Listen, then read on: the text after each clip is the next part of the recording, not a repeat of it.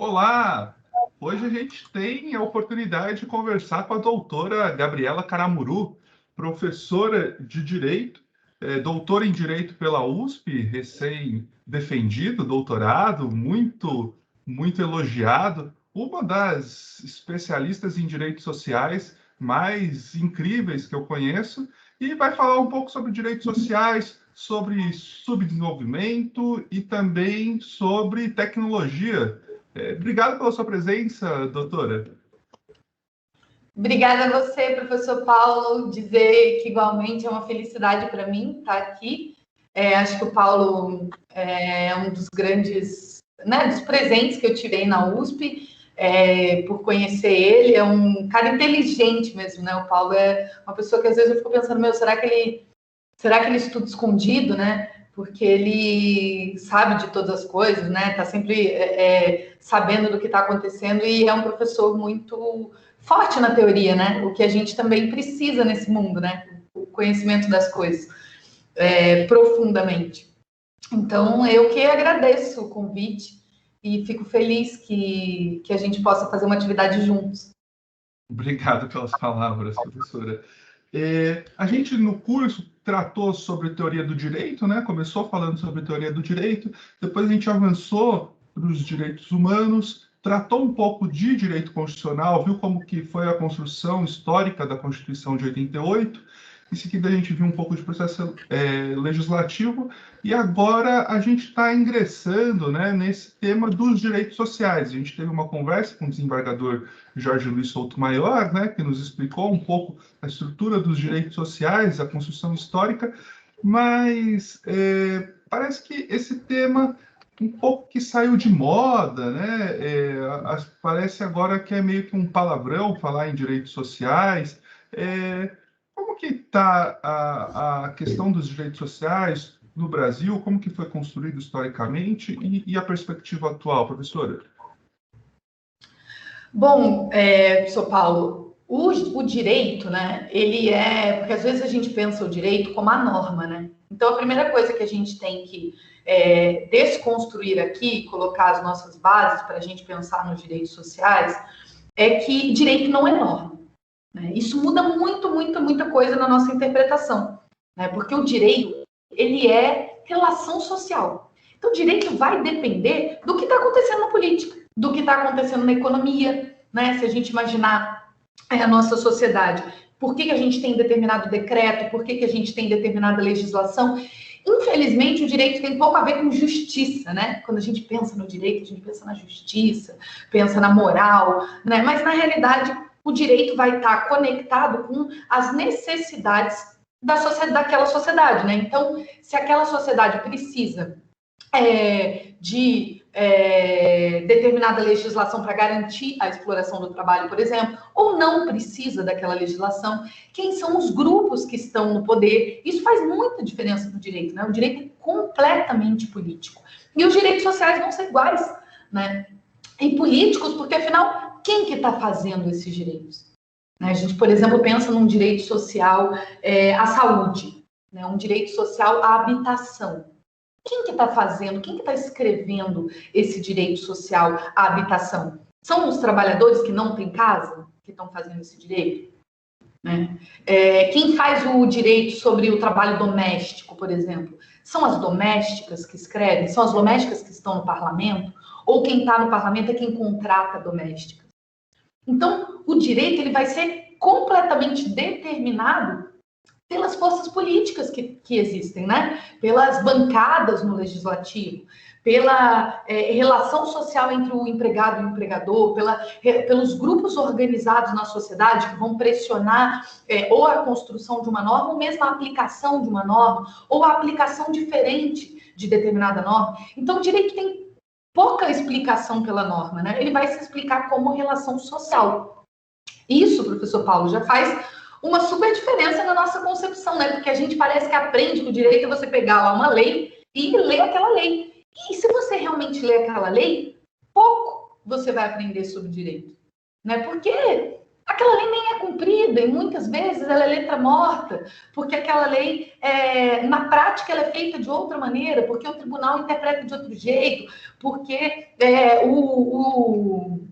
né, na vida as pessoas nem sabem que ela existe e fazem de outra maneira, né? Então, o direito vai ser compreendido como uma forma de resolver aqueles conflitos sociais, uma relação social que é adequada, né, compatível às necessidades daquela sociedade, que pode estar previsto na lei ou não, né? Ou não. Desculpe. E aí os direitos sociais, gente, a tosse já pensa que é Covid, né? Mas não, engasguei mesmo.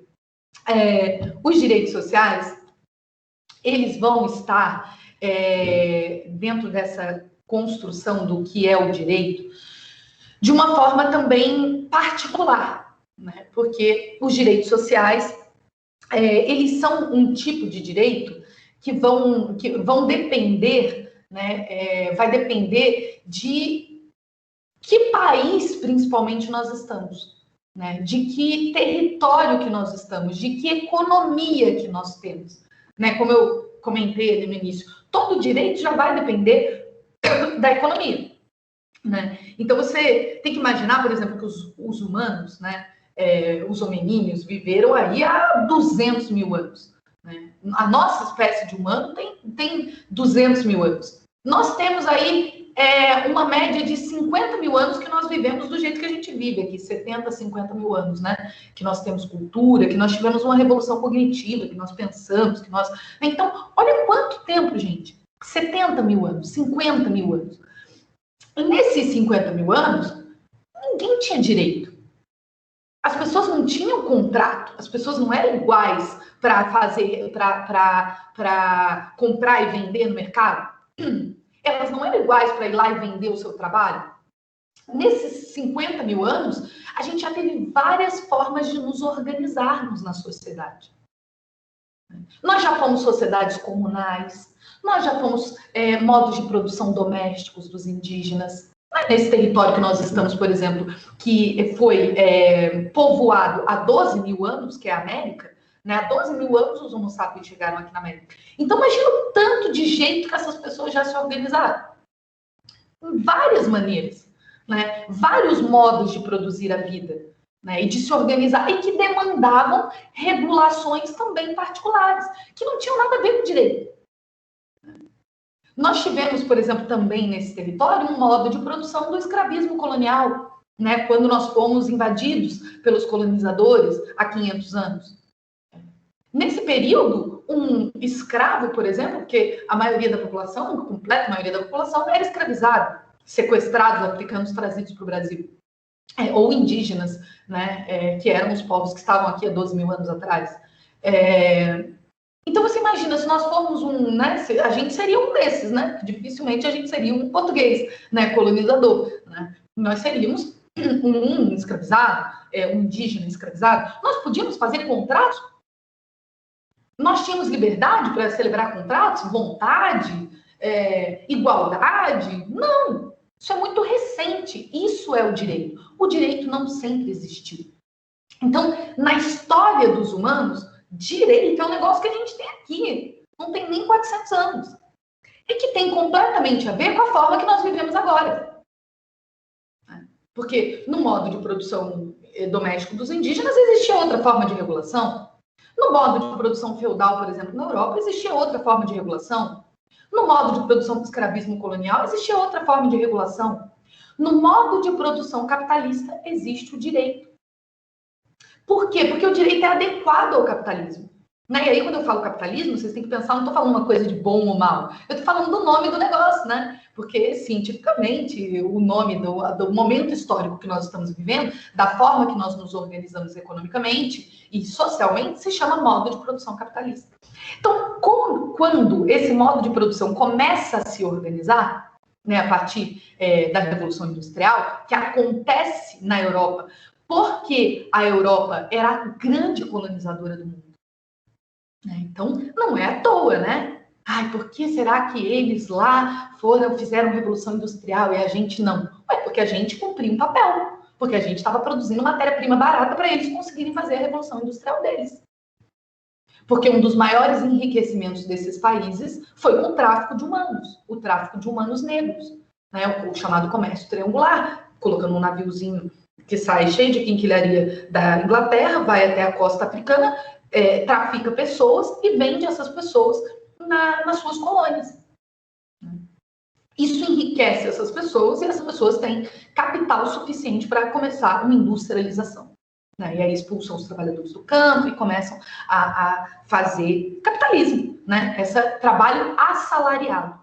Né? E paralelo ao nosso trabalho escravo, que isso também é interessante, né? Que às vezes a gente pensa que capitalismo não tem a ver com escravidão, e isso não é uma verdade. O capitalismo convive, o capitalismo cria a escravidão. Ele vai se apropriar do escravismo para conseguir, através do escravismo, o seu capital inicial, né? Para começar a fazer aquilo. E isso eu estou falando da América, porque se a gente pensar nos países africanos, até 1970, países africanos eram colônia de países europeus. O Congo foi da Bélgica até 1960. A França matou o presidente de Burkina Faso em 87, um líder contra a colonização. Todos os países, né? A Inglaterra era dona de 1/3 do mundo na Revolução Industrial. O imperialismo. Então, nós não estamos falando, ninguém tem dúvida que existiu capitalismo em Portugal em 1970, que foi o ano que Moçambique, Guiné, Angola deixaram de ser de Portugal. Então, esses países enriquecem às custas da colonização do mundo, que acontece até 30, 40 anos atrás. Né? Muitos países ainda não têm, né? Mesmo a legislação internacional ainda é uma legislação feita pelos países colonizadores. Né? Os países pobres não organizam as normas internacionais. Bom, por que eu estou falando isso para a gente chegar nos direitos sociais? Porque direito é um negócio que existe há muito pouco tempo. Direito, como a gente conhece, que é, eu sou um sujeito de direito igual, eu posso trabalhar para a pessoa, eu posso não trabalhar, eu que escolho, eu tenho liberdade para celebrar esse contrato ou não, eu tenho igualdade, aquela pessoa não pode me obrigar a fazer de determinada maneira porque ela é igual a mim, porque ela é um sujeito de direito igual a mim. Ou seja, reconhecer todo mundo como igual, como sujeitos de direitos iguais, possuidores de direitos e de deveres, é uma coisa muito recente, né?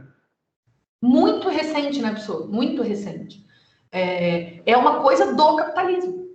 Não existiu essa forma da gente se organizar antes do capitalismo. Porque cada jeito, cada modo de produção vai construir um tipo de regulação que lhe convém. Então, para que surge o direito? Porque as pessoas precisam vender mercadorias. Tudo que está em volta da gente é mercadoria. Uma caneta é mercadoria, um copo é mercadoria, um caderno é mercadoria. Até esse negocinho aqui, ó, que é, por exemplo, feito pelos indígenas chilenos, foi comprado. É uma mercadoria, eles fizeram para isso. Esse daqui também, feito pelos indígenas do Paraguai, é uma mercadoria. Convido vocês a pensarem, olharem em volta de vocês, pensarem o que não é mercadoria. Às vezes até o gato que vocês têm dentro de casa é mercadoria, vocês compraram o gato. Né? Então, nessa sociedade de mercadorias, que não era assim em outras sociedades, precisa existir uma forma de se organizar, uma forma de regulação que dê conta dessa troca de mercadorias do tempo todo que a gente troca. E que dê conta da produção dessas mercadorias, porque afinal essas coisas foram feitas. Não tem nada aqui que, às vezes a gente pensa, né, será que agora a gente só trabalha em casa, ninguém mais faz as coisas e não tem mais fábricas? Sim, mas aonde que foram feitas essas coisas? Foi feita uma fábrica, foi feita uma fábrica, foi feita uma fábrica. Isso daqui não foi, né? Mas foi produzido, né? Porque é um artesanato, é uma arte, na verdade, né? A gente chama de artesanato para diminuir a arte do popular. Esse batom aqui que eu estou usando foi feito uma fábrica, não tem nada em volta que não foi feito uma fábrica. Então, a gente produz a vida. Para produzir a vida e trocar as nossas mercadorias produzidas, a gente precisa de direito. Porque um escravizado, por exemplo, ele pode ir lá e comprar uma caneta no escravismo colonial, antes do capitalismo no Brasil? Não pode, né, professor Paulo? Ele não pode celebrar um contrato. Por quê? Porque ele não é sujeito de direito. Porque ele não tem igualdade. Uma coisa, né? Ele que é uma mercadoria, né, para ser comprado. Ele é uma mercadoria. E nesse ponto é muito interessante o escravismo colonial. Na tese eu defendo que existe uma forma jurídica embrionária no escravismo colonial. porque existe já um embrião de direito na medida que esses escravizados, por exemplo, os escravos de ganho, podem celebrar alguns tipos de contrato. Existe o contrato de alforria, onde ele é parte do contrato e objeto do contrato ao mesmo tempo. Eles não são sujeitos de direito para contratar, mas eles são sujeitos de direito para receber a pena criminal, né? Então tem aí uma coisa mais complexa no escravismo colonial, que é o embrião do direito, né? Mas o direito, ele vai existir mesmo nessa sociedade, porque ele é útil para essa sociedade. Uma forma de contrato. Tudo que a gente for fazer tem a forma de contrato. Você vai lá entrar no ônibus e pagar o cobrador. O que você está fazendo? Um contrato. O que se presume nessa ação? Que você e o cobrador são pessoas iguais, que têm liberdade de contratar. Você pode chegar ali e falar, puxa vida, errei o ônibus, não quero mais. E descer. Você não é obrigado a comprar aquela passagem. Mas você tem liberdade para celebrar aquele contrato. Aquele contrato tem uma equivalência, porque você não vai pagar R$2.000 uma passagem de ônibus, né? Você entra no ônibus, o cara fala, não, aumentou a passagem, é R$200. Você fala, nossa, eu vou descer desse ônibus e vou pegar um Uber, né? Porque você só contrata coisas que têm uma certa proporcionalidade de trabalho, né? Então, eu posso trocar essa caneta por esse celular? Não, né? Ai, mas eu preciso do celular Não, desculpa, ao contrário, né? Posso trocar o meu celular pela caneta? Não, mas eu preciso da caneta, eu preciso muito da caneta. Sim, mas você não vai ser bobo de trocar um celular por causa da caneta. A gente não troca por necessidade, mesmo precisando da caneta. A gente troca pelo que as coisas valem, pela quantidade de trabalho que existe aqui nesse celular e pela quantidade de trabalho que existe nessa caneta, que é irrisória. É melhor eu vender esse celular por um preço, pegar um monte de dinheiro e comprar uma caneta e ainda sobrar, né? Então o capitalismo, ele vai precisar trocar essas mercadorias com uma proporção. Para fazer isso, ele vai precisar do direito. Ele vai falar, olha, eu preciso de um tipo de regulação que me permita que as pessoas sejam iguais para contratar, de que essas trocas sejam equivalentes, que elas sejam reconhecidas como sujeitos de direito, que elas tenham liberdade de fazer as trocas ou não. Isso é o direito. Esse é o direito. E que alguém puna caso viole essa proporcionalidade ou não utilize da troca mercantil, né? Então, por exemplo, se eu vou no mercado e preciso de uma maçã, estou com fome, pego a maçã, porque eu estou precisando, eu vou ser preso, né? Porque eu não estou respeitando essa proporcionalidade, né? Então, também para reprimir e fazer cumprir essa lógica, né? Perfeito, professor Paulo. É exatamente isso, né? Que o direito penal, por exemplo, no capitalismo, vai cumprir um papel específico que é proteger a propriedade privada, né? Se a gente pensar em todas as proteções do direito penal, os encarcerados, as pessoas que são de fato criminalizadas, são pessoas que violaram a propriedade privada. Então a gente pode cometer vários crimes na prática, né? Porque tudo é crime, gente. Com certeza vocês aqui já cometeram crimes, o professor Paulo já cometeu crime, eu já cometi. Injúria, calúnia, difamação, todo mundo já cometeu. É crime. Tá preso? Não tá. Cópia de livro, né? Cópia de livro. Cópia de livro. É furto mesmo, né? Quem que nunca roubou um copo do bar? Quem que nunca furtou uma... Né? A gente comete crimes, mas existe uma diferença. Eu não. Você não? Eu já roubei copo do bar. E a gente comete crimes, mas não é criminalizado. Porque os crimes que de fato são criminalizados são os crimes que violam a propriedade privada. As pessoas que estão no cárcere, gente, não é o serial killer do filme dos Estados Unidos. Essa pessoa nem existe, é um ou outro, é uma completa exceção. Quem está no bar é o cara que roubou a maçã, que furtou a maçã. É o cara que furtou um celular. É o cara que furtou tributo, que furtou o Estado, que furtou todos nós, que não pagou seus tributos. Não, esse não está no cárcere. Isso é crime também, né? Então, o direito vem para organizar a sociedade capitalista. Ele vai dizer, olha, o direito de trabalho, por exemplo, nós somos professores de direito de trabalho. O direito de trabalho vai dizer, olha, pode explorar. Tudo bem você contratar uma pessoa e pagar um salário para ela que seja menor do que o que ela está produzindo. O direito do trabalho legaliza a exploração. Até porque, gente, essa é a nossa sociedade, né? Poderia ser de outro jeito, a não ser que a gente mude essa sociedade. Porque se eu vou contratar um trabalhador e ele vai me custar a mesma coisa que ele produz, pô, daí não faz sentido para mim, não é verdade? Aí eu não ganho nada. Eu só contrato se valer a pena. Se eu ganhar em cima desse trabalhador. O direito do trabalho fala, tudo bem, pode fazer. E legaliza a exploração. Ele fala, ó, só dá lá um intervalo de 1 hora para o fulano descansar, comer, só dá umas férias uma vez no ano para ele descansar. Olha, no fim do ano, dá um dinheiro lá, um 13º para ele passar um Natalzinho melhor. O direito do trabalho vai dar uma ajeitadinha. Mas ele legaliza a exploração. O direito penal vai lá e protege a propriedade privada. O que é isso? É o funcionamento do capitalismo. Trabalho assalariado, propriedade privada dos meios de produção. Então, o direito vai ser completamente adequado e ele vai ter essa forma. A forma da igualdade.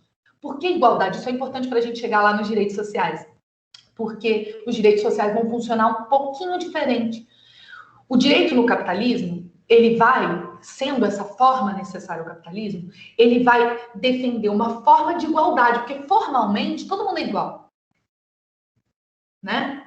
Formalmente, você faz trocas equiparadas. Formalmente, eu e o Luciano Huck somos iguais, né? Perante a lei. Exatamente.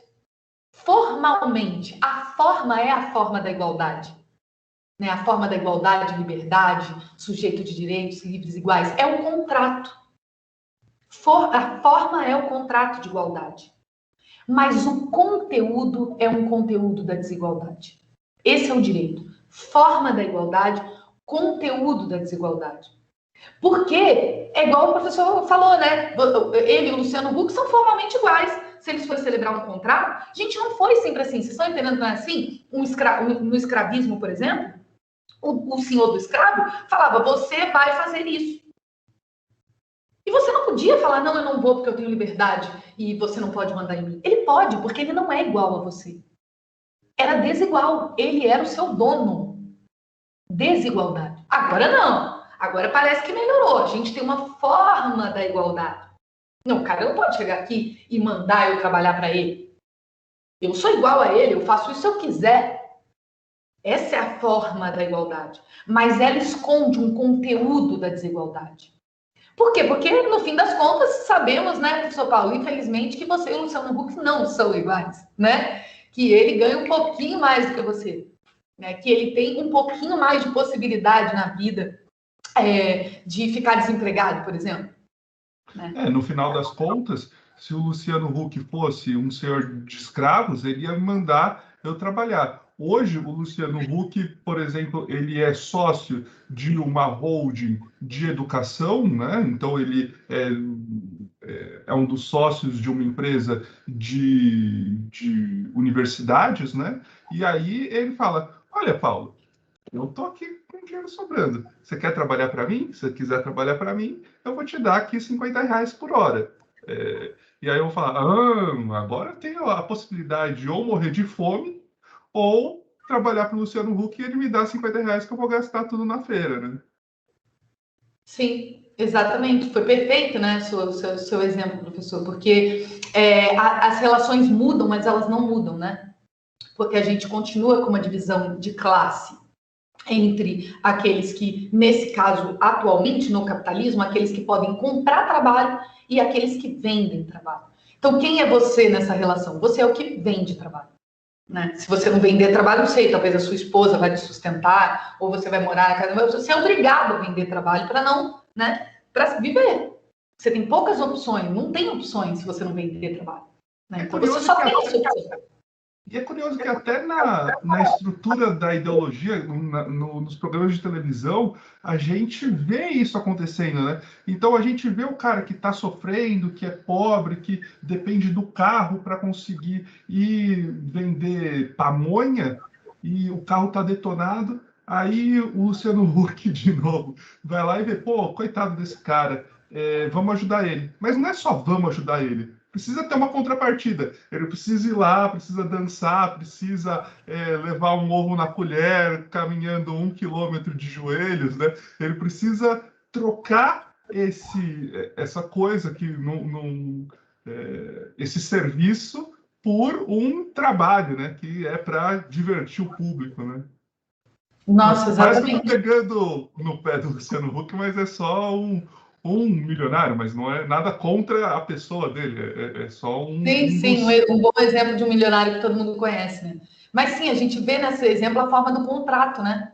A forma da troca de equivalentes, né? Nada se dá de graça, né? No capitalismo, né? As coisas são trocadas pelo mais ou menos o que elas equivalem, porque afinal consertar uma casa, com certeza vale eles consertarem a casa dessa pessoa vale menos do que aquela pessoa andar com o ovo na colher. Porque pode parecer pouco, mas aquilo mantém o número de pessoas na televisão focadas naquilo e divertidas, né? Dentro daquela emissora, que dá muito mais dinheiro do que o conserto da casa do cara. E é só por isso que isso é feito, né? É, porque Então, também eles ficam enrolando por blocos e blocos, aí você tem que assistir o comercial para saber como que vai ficar a casa do cara, né? E aí você assiste o comercial, aí você quer comprar as coisas do comercial, e é para isso que as empresas estão pagando o espaço de TV, né? Mas no final, desculpa, você aquele tá. cara, durante aquele dia ali, ele teve um bom emprego, né? É, mas Ele desculpa, levou aquele ovo e conseguiu um bom salário por isso.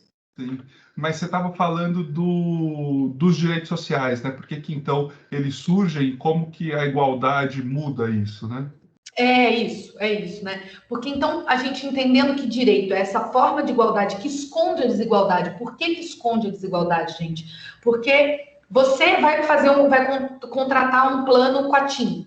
É um contrato. Você e a TIM são sujeitos de direito, vão fazer um contrato. Vocês têm igualdade, você tem liberdade, você pode falar, não quero fazer o contrato com a TIM. Mas no conteúdo dessa relação, você e a TIM são completamente diferentes. Você pode chegar lá e falar, não gostei dessa cláusula aqui, meio arbitrária. Eu tive aula lá com a professora Paula, aprendi que isso daqui não é muito legal. Eu quero tirar essa cláusula. A moça da TIM vai falar, o quê? Não tem como tirar essa cláusula aí, é assim. Você fala, mas é que eu, sujeito de direito, com liberdade, com vontade, então, eu quero interferir aqui nesse contrato, celebrar esse contrato de fato aqui com você, usar a minha vontade. O que ela vai dizer? Não, desculpa, senhora, não tem como. Então, se a senhora não quiser assinar assim, não vai ser. Porque o conteúdo é um conteúdo absolutamente desigual. Você não celebra um contrato com a TIM. A TIM faz o contrato e você assina. E se você não quiser, escolhe outra. E às vezes você não tem opção. Porque, por exemplo, na minha casa só tem uma operadora que está nessa região que faz a internet. A minha opção é não ter internet. Ou seja, não é uma opção. Então, alguns direitos, né, a gente tem a forma da igualdade, o conteúdo da desigualdade, porque o empregado e o empregador também não são iguais. Aquele que precisa vender trabalho para viver, pensem, vocês são o que vão vender trabalho na sociedade ou vocês são aqueles que vão comprar trabalho? Viver da compra de trabalho. Os números do IBGE, os empregadores no Brasil não chegam a 5 milhões de brasileiros, de 200 milhões de pessoas. 5 milhões de empregadores, é 4, alguma coisa, né, de empregadores. Quer dizer, 90 e poucos, né, 95% do Brasil são de trabalhadores, de empregados e não de empregadores. Tá? Então, a gente tem uma enorme desigualdade. Alguns direitos que estão aqui no conteúdo, né? E o conteúdo nunca vai ser igual. Porque, por exemplo, um exemplo que o Karl Marx escreve no livro O Capital, que é a grande obra de economia política dele. Ele dá o seguinte exemplo. Um trabalhador trabalha durante 10 horas, né, que eram 12 horas as jornadas de trabalho na Inglaterra na Revolução Industrial, trabalham 12 horas, na verdade eram 18 horas, os trabalhadores conseguiram reduzir para 12. Um trabalhador trabalha 12 horas e ganha lá um salário, R$ 1.100, vamos supor. Outro trabalhador trabalha 12 horas e ganha um salário, R$ 1.100. Isso é a forma da igualdade. Uma quantidade de tempo de trabalho, o salário dá determinado salário. Tá igual, concorda? Forma da igualdade. Só que um trabalhador mora sozinho, vive sozinho. O outro trabalhador tem 3 filhos. Esse é o exemplo do Marx. Gente, embora essa forma seja a forma da igualdade, o conteúdo é completamente desigual. As pessoas não ganham o que elas precisam conforme a sua realidade. Elas ganham a forma da igualdade. Então, o direito é a forma da igualdade que esconde um conteúdo da desigualdade. O fato de que um salário de R$ 1.100 para um trabalhador é uma coisa, para um trabalhador que tem 3 filhos é completamente diferente. É o conteúdo da desigualdade. Para chegar nos direitos sociais, os direitos sociais eles vão reconhecer a desigualdade. Reconhecer a desigualdade. Eles são direitos que tensionam a forma jurídica de igualdade, porque eles reconhecem a desigualdade. Então, por exemplo, um direito do consumidor é um direito social. O direito do consumidor olha para essa relação de forma da igualdade, conteúdo da desigualdade e fala: você e a TIM não são iguais. Quando você vai fazer um contrato com a TIM usa um contrato de adesão. Você tem que ser protegido. Você não é igual a TIM. Você é menor que a TIM. Você é hipossuficiente. Vamos te proteger. O direito social faz isso. Ele olha para a forma da igualdade, o conteúdo da desigualdade, vê o conteúdo da desigualdade e tensiona essa forma da igualdade. Ele fala, não, olha aqui, ó, vamos te proteger em relação a TIM. Se o contrato for com uma grande empresa, a gente vai presumir que você não teve vontade na celebração desse contrato. E a gente vai te proteger, vai dar alguns direitos a mais para você, consumidor. Você vai poder trocar a tua mercadoria em 30 dias. Você vai poder desistir da tua compra na internet em 7 dias. Porque quando você faz essa relação é muito, no conteúdo, ela é muito desigual. Então, a gente vai te proteger. O direito do trabalho, por exemplo, outro direito social, vai dizer, olha, quando eu faço um contrato de trabalho, esse contrato não é igual. Você não chega para o empregador e o empregador fala, olha aqui, eu quero que você trabalhe para mim, eu estou pensando em te pagar R$ 2.000. Daí você vira e fala, não, R$ 2.000 é muito pouco para mim, eu quero 4. O empresário vai dizer, bom, então vai procurar outro emprego, porque aqui é R$ 2.000. E tem uma fila ali de pessoas atrás de você que querem ganhar esses R$ 2.000. Aí você fala, mas eu não sou um sujeito de direito com vontades que celebra esse contrato, que escolho a cláusula do contrato? Nós não estamos aqui negociando o meu salário? Claro que não. Você precisa trabalhar e eu tenho um monte de gente que quer trabalhar para mim. Eu não negocio nada, eu indico aqui qual é o valor do salário. Se você não quiser, eu contrato o outro. Professora, tem exceções? Claro que tem exceções. Um cara que é muito especializado, que o empregador realmente precisa do trabalho dele, o empregador vai ser forçado a dar mais dinheiro nessa troca. Porque ele não vai ter tanta gente capacitada no mercado para substituir. Porque ele precisa daquele trabalhador e não quer que aquele trabalhador fique tendo uma rotatividade, quer que aquele trabalhador permaneça no trabalho. Aí ele paga mais. Se ele não precisar, ele vai pagar o salário mínimo. Porque se pudesse, ele pagava abaixo do mínimo. Então, o direito do trabalho vai olhar para essa relação e vai ver que ninguém celebra contrato com igualdade. A forma é da igualdade.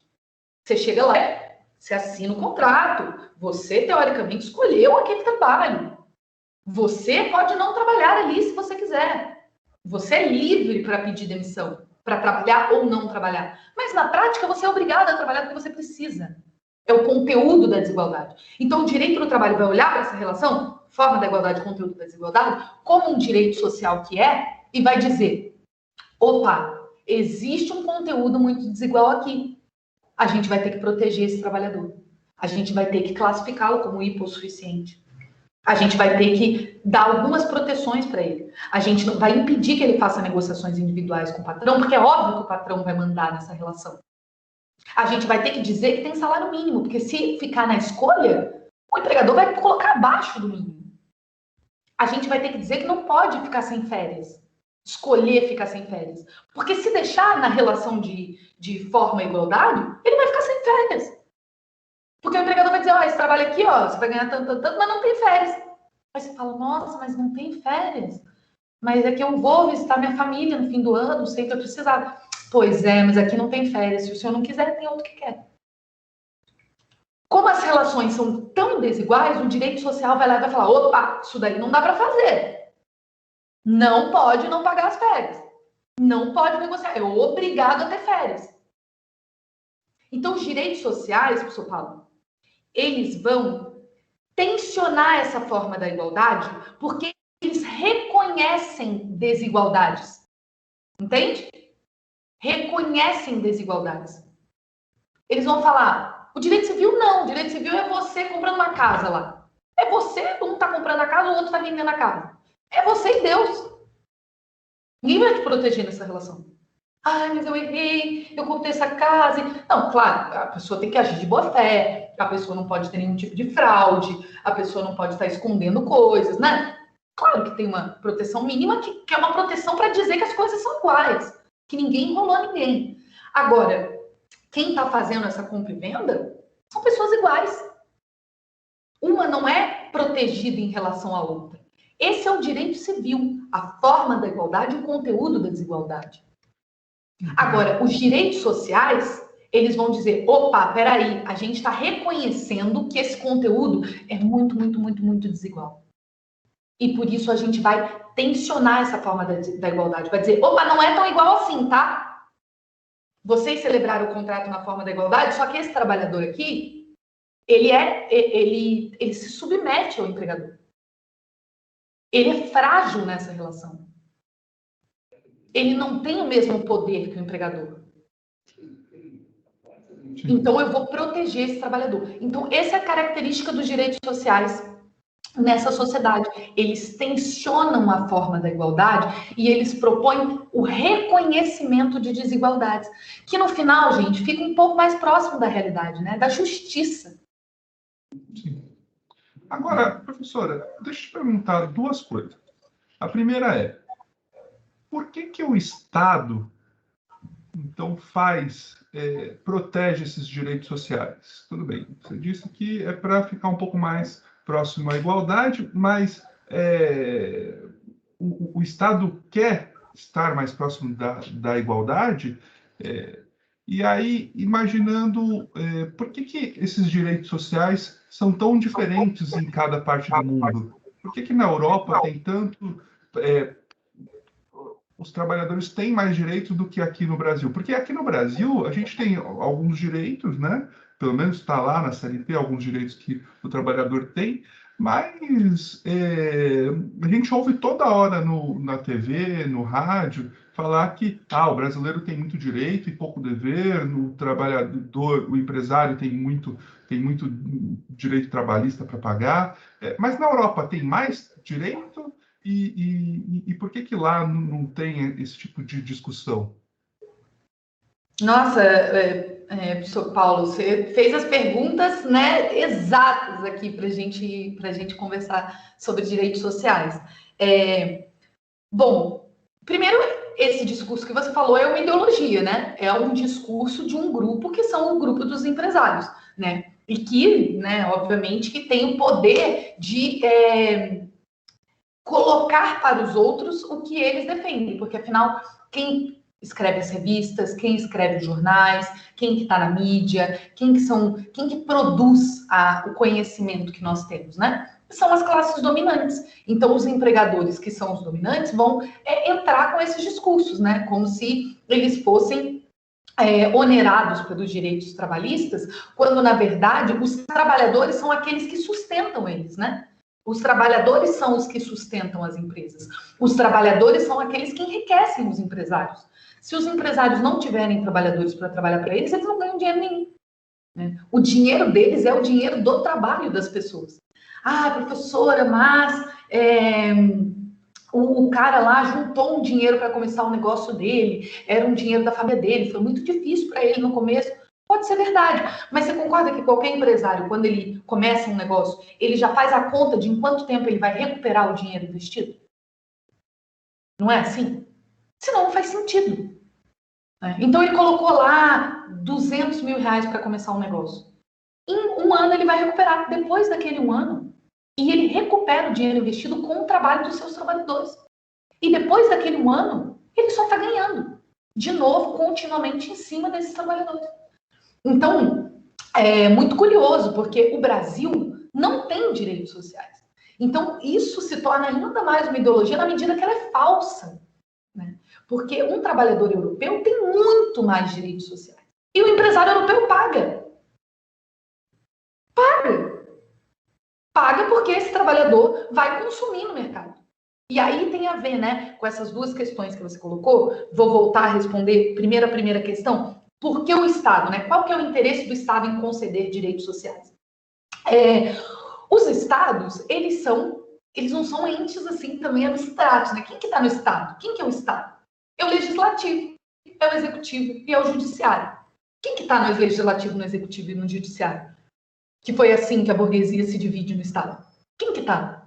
Quem são os juízes? São os trabalhadores sem terra, as empregadas domésticas, os atingidos por barragem, os trabalhadores da educação, os trabalhadores de aplicativo, esses são os juízes? Quem está no legislativo? Quem faz as leis? Aliás, desculpa te interromper, você falou da lei das domésticas, né? É a lei complementar 150 de 2016, 15, isso. 15. Eu estava, na época eu advogava, né? E eu estava advogando para um sindicato, para a Confederação Nacional dos Trabalhadores do Comércio e Serviço, né? E representava sindicatos de trabalhadores domésticos, né? E ali a batalha foi muito dura, porque a gente tinha uma representante de empregados domésticos, que é a deputada federal Benedita da Silva, né, do Rio de Janeiro, e o resto era todo empregador, né? Então, a gente falava assim para a Benedita, olha, aqui a lei não está muito boa, a gente deveria tá reduzindo direitos, a gente deveria ampliar direitos. Ela falou, meu filho, ela foi constituinte em 85, 87.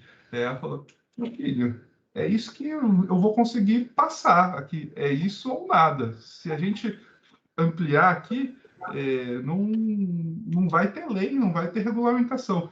É uma batalha muito desigual, né? A quantidade de trabalhadoras, trabalhadores domésticos no Brasil é enorme, mas tem uma só na Câmara dos Deputados.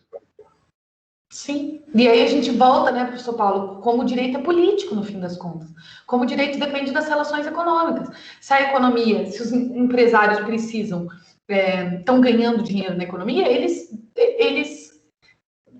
perdem os anéis para não perder os dedos. Se eles estão perdendo, pode morrer trabalhador. Se tem trabalhador para substituir, pode morrer trabalhador. Não prejudica a economia. Né? Que é o que nós estamos vendo agora nessa situação, por exemplo. Né? O importante é funcionar para a gente continuar com a nossa atividade econômica lucrando. E aí o trabalhador que precisa, né, trabalhar para viver e que não tem um Estado que lhe socorre quando é necessário, porque o Estado socorre os bancos que vão falir, o Estado socorre as empresas, o Estado dá isenção fiscal, a rodo isenção fiscal para as empresas. E sobretudo as empresas grandes, né? Hã? Sobretudo as empresas grandes. O Sim, cara que tem um comércio grandes, na né? rua está ferrado, né? Eu lembro que, por exemplo, quando teve o salvamento do Santander na Espanha, os trabalhadores espanhóis estavam dizendo que o mesmo dinheiro que a Espanha economizou com a reforma da Previdência que eles fizeram, né, impedindo que velhinhos se aposentassem, foi o dinheiro que o governo espanhol deu para o Santander não falir. Quer dizer, o governo salva, se tem alguém que manda no Estado, são os empresários. Né? Porque a maioria da nossa receita é para pagamento de dívida pública, fraudada para fundo de pensão internacional. É isso que vai os impostos do Brasil. Os impostos dos brasileiros não são para os brasileiros. Ou para isenção fiscal para a empresa. Ou para fazer estrutura, fazer uma estrada, fazer não sei o que é para a empresa escoar a produção dela. E aí, quando os trabalhadores estão morrendo e precisam de um benefício miserável, que não representa nada nos gastos públicos, aí isso não pode ser dado. Né? Então, o Estado, ele também é um negócio muito complexo. Porque a gente não pode colocar o Estado do lado dos trabalhadores. Infelizmente, ele está... Hoje, o Estado representa muito mais os interesses das classes dominantes, dos empregadores, das empresas, do que dos trabalhadores. Sem dúvida, né? O ministro lá do meio ambiente está dizendo, vamos aproveitar aí a pandemia, que todo mundo está prestando atenção em outra coisa, vamos aproveitar e acabar com os direitos ambientais para deixar a boiada passar e ajudar as empresas do agronegócio. Ministro do Estado, qual é a porcentagem de empresas do agronegócio? Qual é a porcentagem de pessoas que comem alimentos, pessoas que precisam do meio ambiente, pessoas que trabalham para o agronegócio? Né? É a defesa das minorias. Os representantes do Estado defendem as minorias, a elite, que é absolutamente minoritária. Então, o Estado já não é um negócio abstrato.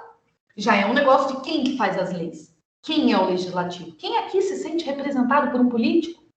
Ninguém. Ah, professora, mas tem um trabalhador ou outro lá. Um ou outro, mas a maioria é completamente contrária às necessidades do povo. Então, o legislativo não é de uma minoria, os representantes de uma minoria da elite. O judiciário são os representantes de uma minoria. Quem que pode ser juiz no Brasil, gente? Ah, professora, mas eu conheço o filho da empregada. Não é um. Ele só confirma o que eu estou dizendo. Ele é a exceção, porque a regra é outra coisa. Quem que está no executivo? Quem professora, tem o Joaquim Barbosa, né? Para cada Joaquim Barbosa, você tem um Gilmar Mendes, você tem um Fux, você tem um Barroso, né? Claro, a gente fica feliz quando a gente consegue ter uma exceção. Mas a exceção só comprova a regra. A regra é que não tem. Né? Que os juízes, o executivo, né, gente? Quem são os prefeitos das cidades? Quem são os governadores? Quem são os presidentes? Pessoas pobres. São famílias que se elegem. Eu moro em Curitiba, né? É a mesma família. A mesma família, dona de escravos. Porque se você andar aqui pela cidade, a parte antiga da cidade é toda construída com trabalho escravo. São Paulo, todo construído com trabalho escravo. Essas famílias são os antigos donos de escravos que enriquecem com a escravidão no Brasil, no caso aqui o mate, no caso de São Paulo o café, que enriquecem com a escravização e que começam a industrializar o país e defendem a abolição porque é mais rentável. E viram os industriais. E pagam aos seus trabalhadores um trabalho quase escravo. Porque todos os teóricos aí da economia política, Caio Prado, as pessoas que estudam o Brasil, dizem que os imigrantes pobres brancos que chegaram no Brasil eram tratados igual a escravos. Eram muito mal vistos, inclusive, pelos empregadores.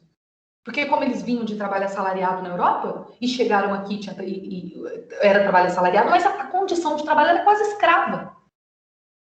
E aí tem a ver com essa explicação, né, que o professor Paulo perguntou, mas por que a gente é tão diferente de outros países? Então, primeiro, o Estado, ele é completamente imbricado com as necessidades das elites. Né? O Estado, ele concede direitos sociais como uma concessão mesmo, quando os trabalhadores estão muito organizados, quando os grupos sociais reivindicam demais e quando os empregadores, os empresários precisam. Porque os direitos sociais, eles têm essa característica, né? Eles reconhecem a desigualdade, eles tensionam a forma da igualdade. Mas, do ponto de vista da economia, para os capitalistas, né? Aqueles que têm capital, para os empresários, os direitos sociais, eles vão contribuir também. E é por isso que um país rico tem direito social, porque é bom para o empresário ter direitos sociais, a depender de que lugar do mundo ele está. Aqui não é bom, mas na Europa é bom. Por quê? Porque um direito social, ele cria mercado interno. Eu produzo batom. Mas quem que compra batom? Num país miserável? Eu preciso garantir que exista um mercado interno para as minhas mercadorias. Adianta um industrial brasileiro aqui produzir um casaco de pena de ganso com alta tecnologia lá, North Face? Adianta? Os trabalhadores ganham em média R$1.800 por família. Quem que tem dinheiro para comprar esse casaco? Não vai comprar. Então, quando eu concedo direitos sociais, eu estou criando mercado interno. Por que a Noruega, né? Esses tempos eu fui para um país muito rico, para a Dinamarca, e cheguei lá e fui procurar uma Decathlon, né? Porque sobrou algum dinheiro lá que eu tinha, que nem é euro que eles têm lá, é uma outra moeda, coroa dinamarquesa, acho que é. E eu falei, vou gastar esse dinheiro que sobrou, né? Antes de voltar para o aeroporto, vou gastar esse dinheiro que sobrou aqui na Decathlon, porque eu gosto muito de esportes e tal, e pensei, vou comprar coisa. Aí eu procurei a Decathlon, não existe Decathlon na Dinamarca. Porque a Decathlon é muito pobre para a Dinamarca. Eles consomem North Face, eles consomem a outra lá, esqueci o nome, estadunidense. Eles consomem o bom casaco de pena de ganso. Por que eles consomem esse casaco? Porque eles têm salário, direitos suficientes para consumir esse casaco. Porque eles recebem bons salários e os direitos sociais também são salário. Porque se eu tenho saúde e não pago pela saúde, eu preservo meu salário para comprar casaco. Se eu não tenho direito à saúde, eu vou eventualmente ter que pagar um médico um dia, ter que pagar um dentista, ter que pagar um psicólogo. E eu gasto meu salário com isso, não posso comprar o casaco. Se eu tenho moradia como direito social, se eu tenho educação como direito social, eu não preciso gastar meu salário pagando a universidade, pagando um plano de saúde. E aí eu posso comprar casaco. Quer dizer, num país onde as pessoas têm direitos sociais, saúde, educação, moradia e bons salários, elas podem consumir North Face. Nem precisa ter Decathlon. E no nosso país, aqui a gente não consegue consumir nem a Decathlon. Porque nós não temos salários nem para comprar na Decathlon. Então, os direitos sociais, eles cumprem dois papéis na economia. Um, criar mercado interno, que é isso que a professora está falando. Né? Criar consumo. E dois, reproduzir os trabalhadores. Manter os trabalhadores vivos. Os direitos sociais contribuem para isso. Uma aposentadoria para um idoso que mantém um mercado interno para que esse idoso continue contribuindo. Isso é bom para a economia. Um auxílio-doença para um trabalhador que está acidentado, que tem uma doença do trabalho, enquanto ele ficou doente no trabalho, que ele não passe necessidade, por exemplo, o professor Paulo. Ele vai lá e tem um problema na garganta, ele é professor. Típico problema do trabalho dele. Tem um problema na garganta, ele vai no fono, ele tá terrível, ele sente dor, o fonoaudiólogo falou, olha, o senhor vai ter que ficar um mês fazendo aqui tais exercícios e você não pode falar muito por dia. Ele fala, meu Deus, mas eu dou aula. O que os direitos sociais faz? Não, professor Paulo, não se preocupe, a gente vai pagar o seu salário enquanto você estiver afastado por doença. Quando o senhor melhorar, o senhor volta a dar aula. A gente contrata aqui um professor para te substituir. Reproduz a vida desse trabalhador. Permite que esse trabalhador continue bem de saúde, porque senão ele vai ter que trabalhar. Se ele não tivesse direito, ele vai trabalhar com dor na garganta. E nunca vai melhorar e talvez fique mudo. Então, um auxílio-doença, um benefício de assistência social é para que os trabalhadores se alimentem, para que os trabalhadores tenham saúde. Isso reproduz os trabalhadores. Um auxílio, por exemplo, que nós, o auxílio agora da pandemia, para que ele serve? Para as pessoas comerem. Para reproduzir a vida dos trabalhadores. Então, o direito social serve para manter mercado interno e para reproduzir os trabalhadores. Por que eu estou colocando essa reprodução dos trabalhadores no campo da economia, gente? Porque isso vai depender do exército de reserva, dos desempregados para trabalhar. Se a gente tem um Estado onde, se uma pessoa ficar doente, tem outra para substituir, não preciso cuidar da pessoa que está doente. Se a gente tem um Estado onde, se um trabalhador morrer, se um porteiro morrer, eu tenho outro porteiro para contratar, eu não preciso mandar o porteiro para casa com um benefício. Eu não preciso reproduzir os trabalhadores em uma economia onde existe muito trabalho, muito desemprego, muito trabalho disponível. Agora, num país rico, onde eu não tenho um número de desemprego tão alto, onde eu tenho trabalhos qualificados e eu preciso daquele trabalhador, aí eu vou reproduzir aquele trabalhador. Eu não vou substituir um trabalhador da Apple, um trabalhador da Google, porque ele está com um problema de saúde. Eu vou pagar a licença de saúde dele, porque eu preciso dele.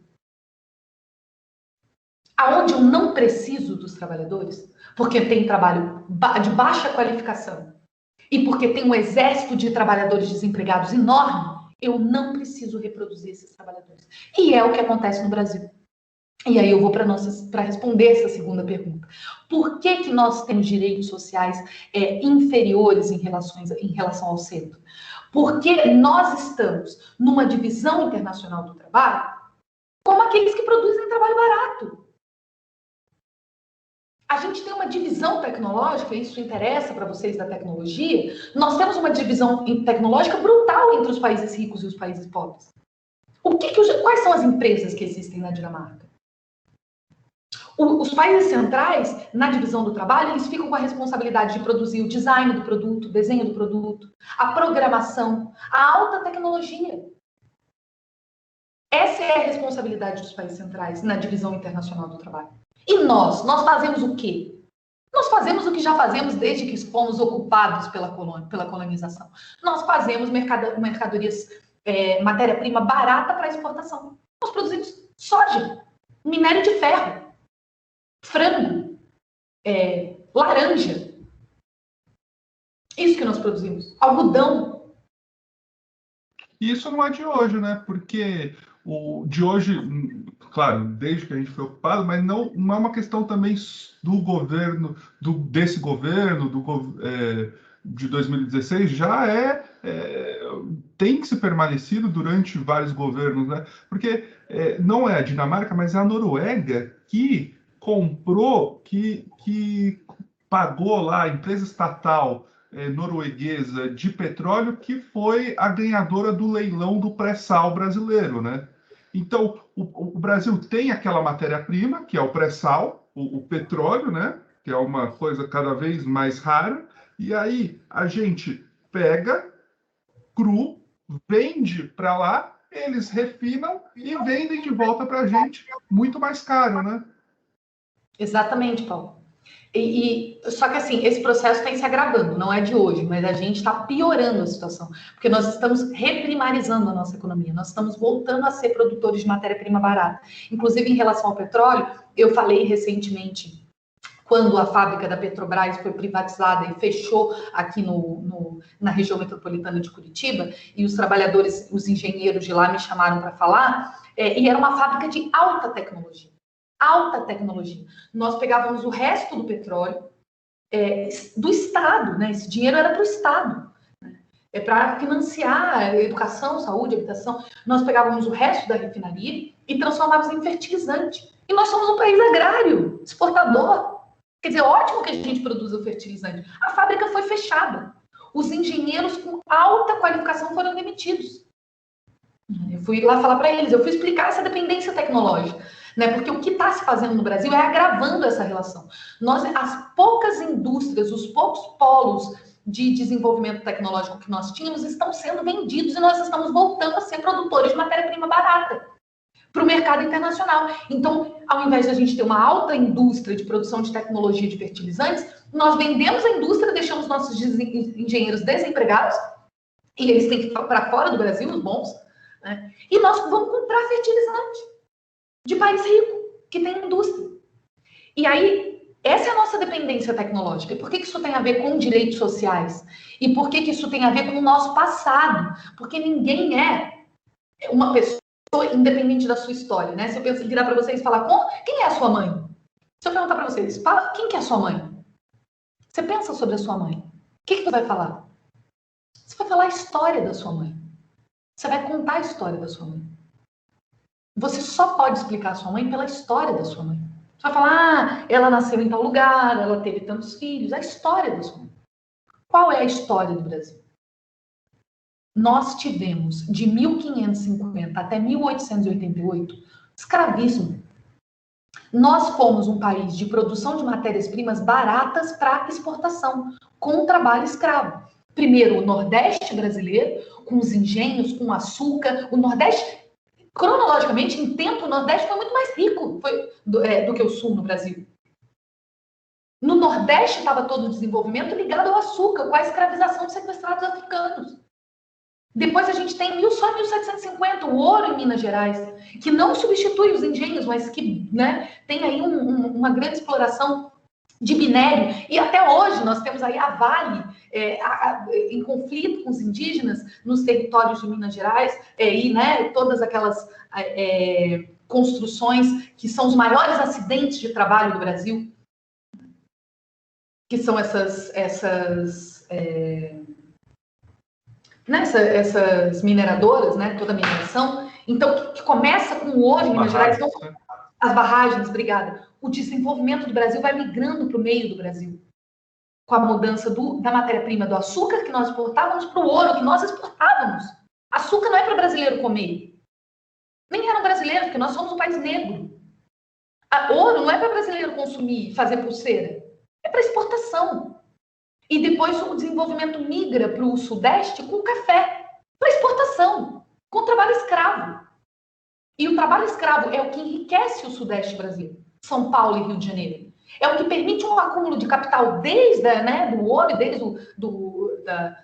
do açúcar, para nós nos industrializarmos e virarmos capitalismo. E substituirmos o trabalho escravo por um trabalho mais barato do que o escravo, que é o trabalho assalariado. Se vocês lerem o Joaquim Nabuco, nós temos uma colega que recentemente defendeu um doutorado sobre isso, me passou textos do Joaquim Nabuco, do José Bonifácio. Esses abolicionistas defendiam a seguinte frase, eu estou reproduzindo eles: nós precisamos acabar com a escravidão no Brasil, porque é mais rentável o trabalho assalariado. Nós estamos perdendo de ganhar dinheiro. Porque um escravo custa caro. Para eu sequestrar um escravo e trazer da África até aqui, custa caro. Custava, em média, o preço de um sobrado, dizem autores. O Schwartz, por exemplo, que estuda isso. E os escravos não se reproduziam. Então, eu crio um capitalismo brasileiro porque é mais rentável ter trabalhador assalariado. O José Bonifácio fala, enquanto lá na Europa eles estão gastando um fiscal de fábrica para 1.000 trabalhadores, aqui a gente precisa de um capitão do mato para cada 50 escravos. É pior. Vamos fazer capitalismo, porque capitalismo a gente ganha mais. Então, a história do Brasil é a história do trabalho escravo e é a história de uma economia voltada para a exportação de mercadorias. E essa história permanece. Quem somos nós no mundo? Aqueles que vendem trabalho barato. Porque quando vocês escutam, a economia do Brasil precisa ser competitiva, o que isso quer dizer? Vamos voltar a vender trabalho barato no mundo, porque esse é o nosso lugar mesmo. É assim que a gente compete internacionalmente. Eles competem com alta tecnologia e nós competimos com trabalho barato. E aonde entram os direitos sociais aqui? Que os direitos sociais, que são para ter mercado interno e para reproduzir trabalhador, não precisa no Brasil. O Estado não tem esse compromisso. Porque quem que consome as mercadorias que a gente faz? Primeiro que a gente não faz mercadoria de alta tecnologia. Quem vai produzir, quem vai consumir a North Face são os dinamarqueses, os noruegueses, os franceses, os espanhóis. Eles vão consumir. Os colonizadores. Eles vão consumir. Nós não precisamos ter bons salários para consumir essas mercadorias. E as mercadorias que são produzidas aqui são vendidas para fora. Eles consomem por nós e por eles. A nossa industrialização é uma industrialização automobilística, por exemplo. Nós produzimos carros desde a década de 50. E eu pergunto, os brasileiros compravam carros? Não. Os brasileiros produziam carros para exportação. Mesmo quando nós temos um desenvolvimento tecnológico e uma indústria um pouco mais sofisticada, e não é só soja e minério de ferro, que é o nosso foco na exportação, mesmo quando nós produzimos industrializados, nós produzimos para o mercado internacional. Nós produzimos para aqueles que têm bons salários e que têm direitos sociais comprarem. Nós não precisamos comprar. Nós não precisamos de direitos sociais. Porque nós resolvemos o nosso problema interno mandando as mercadorias para exportação. Essa é a dependência tecnológica e econômica que nós temos em relação aos países centrais. Os direitos sociais vão ser próprios dos países de alta composição orgânica de capital. O que isso quer dizer? Que tem mais tecnologia em relação ao trabalho. Que tem 80% do custo ali é tecnologia e 20% é trabalho. Os países com baixa composição orgânica têm 80% de trabalhador e meia dúzia de tecnologia, 20% de tecnologia. O que esse cara aqui faz? Esse cara aqui vende trabalho barato para viver. Ele ganha igual o trabalhador, a taxa de lucro é igual, porque os capitais movem internacionalmente, né? Então a taxa de lucro é igual. Se aqui tiver muito lucro, os caras vêm aqui para cá fazer trabalho barato aqui, porque dá dinheiro fazer trabalho barato. E lá eles vendem alta tecnologia. Agora, os direitos sociais, que são próprios da alta composição orgânica de capital, por quê? Porque essa alta composição, ela tem o potencial de criar um mercado interno nas suas economias para consumir as mercadorias produzidas. E ele precisa da reprodução desses trabalhadores, porque não tem exército de reserva suficiente. Não tem exército de reserva capacitado, qualificado, para trabalhar nessas empresas que eles precisam. Então, eles pagam os trabalhadores. Então, os direitos sociais cumprem nos países ricos a função de reproduzir os trabalhadores, porque tem pouco desemprego lá e eles precisam dos trabalhadores, e cumprem a função de criar mercado interno para as mercadorias serem consumidas. Aqui, os direitos sociais não acontecem porque nós não precisamos ter mercado interno, porque nós mandamos para fora as mercadorias, nós produzimos com trabalho barato e exportamos, e nós não precisamos reproduzir os trabalhadores, porque nós temos um exército de desempregados enorme. Esse exército de reserva é construído com o capitalismo no Brasil, porque o Brasil sempre foi um país que historicamente teve carência de força de trabalho.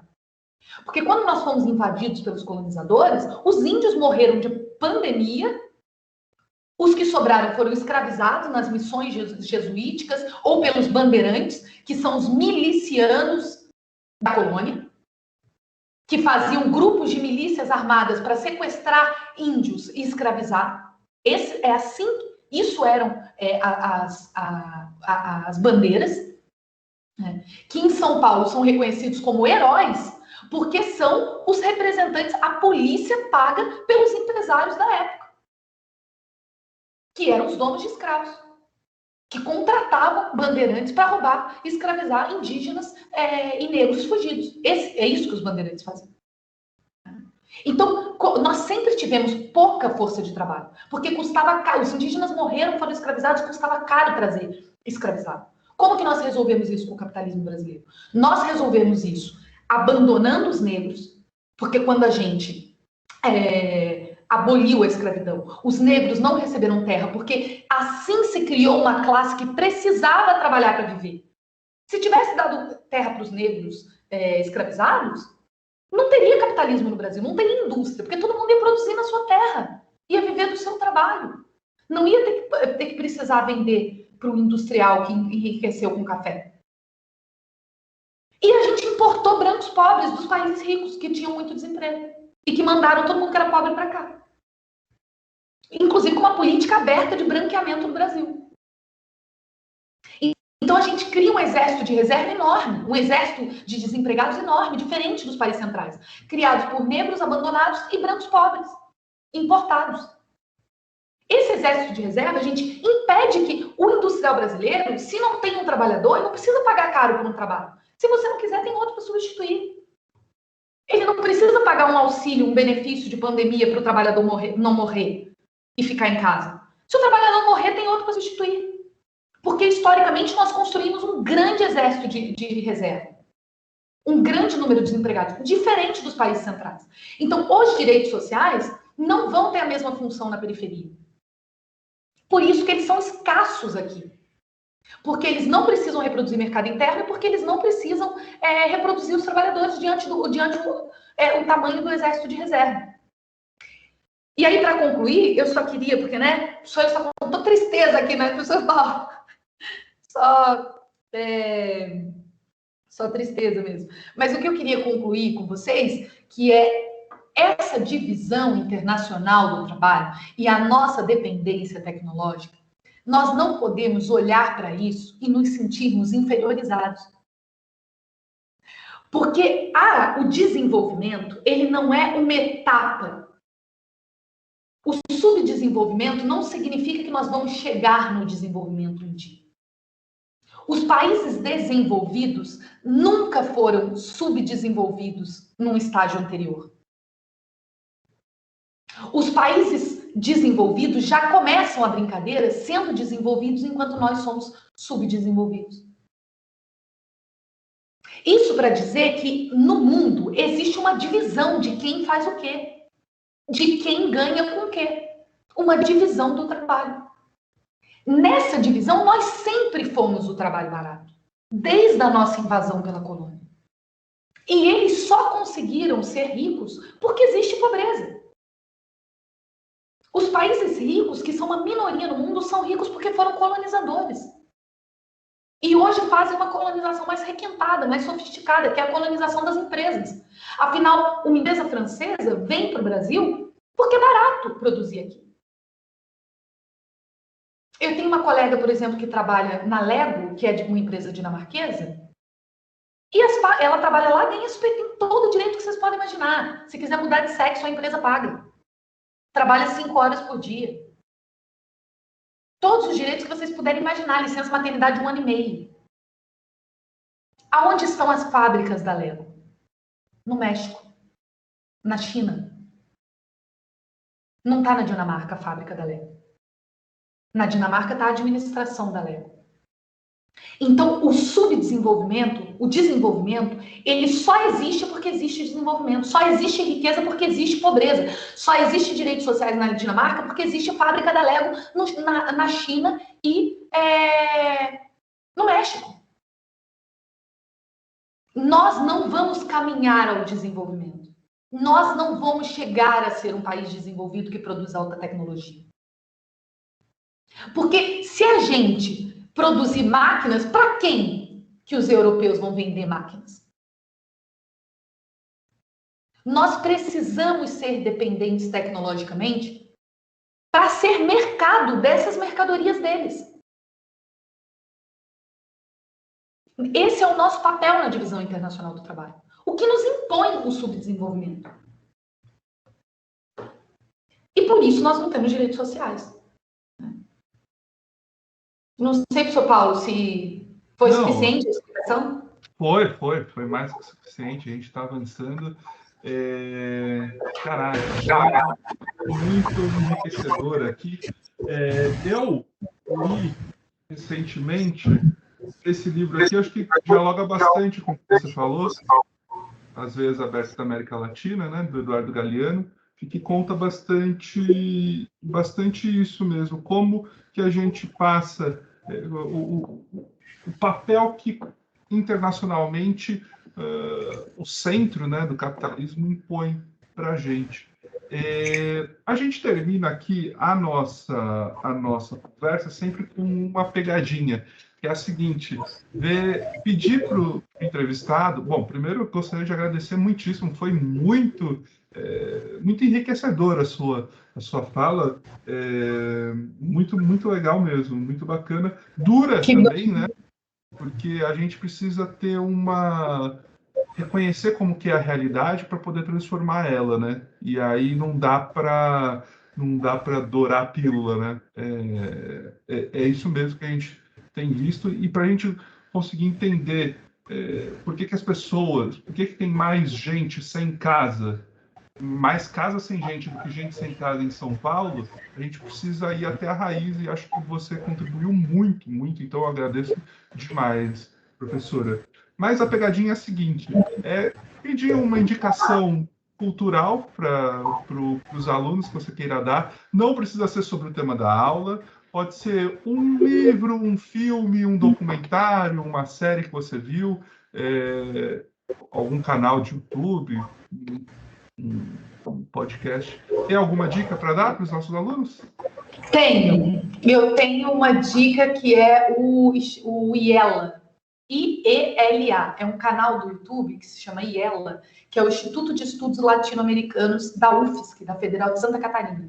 Eles fazem um trabalho brilhante, convidam um monte de gente para falar todos os temas de dependência tecnológica, da questão, né, a questão indígena, a questão das mulheres.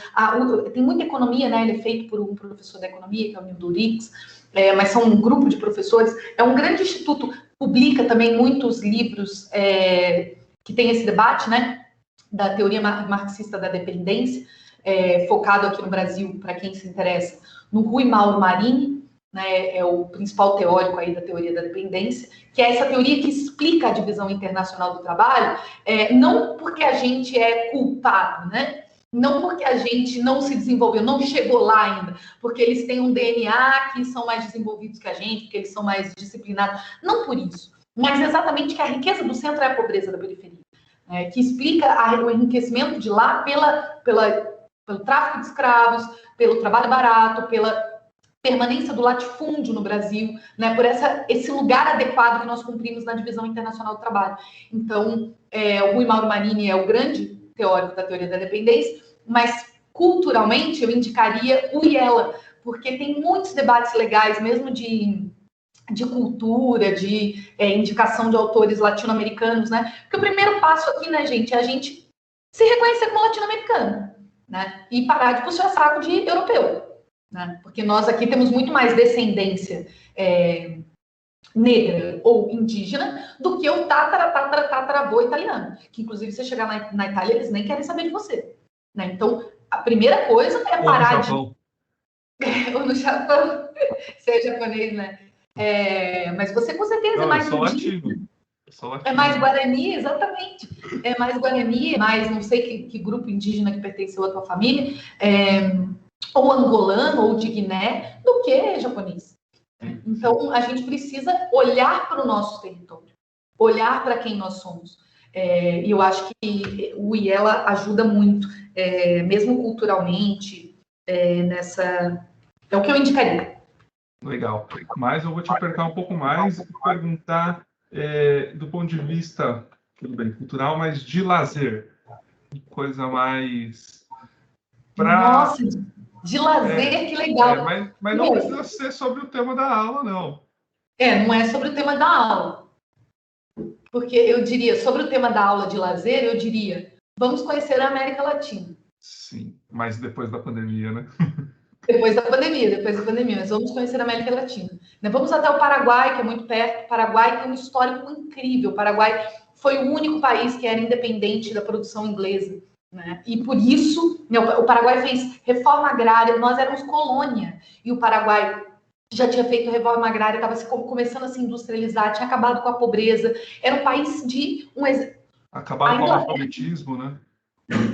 Analfabetismo. A Inglaterra financiou uma guerra que nós pagamos dívida pública até hoje, uma guerra de Uruguai, Argentina e Brasil contra o Paraguai, para destruir o Paraguai, que era o único país que não era dependente da produção da tecnologia inglesa. Né? E nós demoramos 6 anos para acabar com o exército do Paraguai. As pessoas do Paraguai tinham universidade no Paraguai. E hoje a gente vê o Paraguai. Hoje os brasileiros são aqueles que ocupam, que grilam terra no Paraguai, são os que têm um papel subimperialista no Paraguai, com a Itaipu, por exemplo. Então, um mochilão no Paraguai seria a minha indicação. Eu já fiz e acho que é muito seguro, foi um dos lugares mais seguros que eu tive. Os paraguaios são maravilhosos, simpáticos, queridos, quase não tem turismo. O Uruguai, a Bolívia, né? Isso. Ouro Preto. E como lazer? Bom, eu sou montanhista, né? Então, eu gosto de gastar um dinheiro lá na Decathlon e eu indicaria conhecer, né, o nosso território. Às vezes a gente vai para muito longe, né, para fazer um esporte, e as montanhas brasileiras, né, a Serra do Mar, por exemplo, são lugares incríveis, né? Eu acho que esse poderia ser uma dica de lazer. Legal, que bacana. Muito obrigado, professora. Para você que está acompanhando a gente, eu vou disponibilizar, tá no YouTube, mas a atividade dessa semana vai estar disponibilizada no Moodle. Muito, muito, muito obrigado, professora Gabriela Caramuru. Obrigada a você, Paulo, e obrigada aos alunos aí. Qualquer coisa eu fico à disposição também, no e-mail, para quem precisar de indicação de alguma leitura. E foi um prazerzão conversar com vocês. Abraço. Tchau. Tchau, tchau.